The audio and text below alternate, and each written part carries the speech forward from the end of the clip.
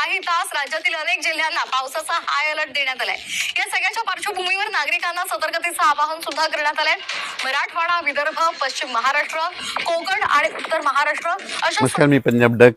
आज आहे 21 जून 2026। 21 जूनला मात्र आज मात्र बऱ्याच भागामध्ये जवळपास सुरुवात होणार आहे।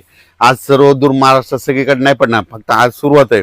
आता उद्यापासून 22 जून पासून मात्र सर्व दूर पाऊस व्हायला सुरुवात होणार आहे, म्हणून हा अंदाज सर्व शेतकऱ्यांना लक्षात यायचा। मग 22 जून पासून तर डायरेक्ट 2 जुलैपर्यंत, 22 जून ते 2 जुलैपर्यंत राज्यात सर्वत्र सगळीकडेच पाऊस पडणार आहे, म्हणून हा अंदाज लक्षात यायचा। म्हणजे सांगायचं झालं तर आज फक्त निश्चित सुरुवात आहे, मात्र 22 पासून मात्र तर 2 जुलैपर्यंत मात्र राज्यात सगळीकडे पाऊस पडणार आहे।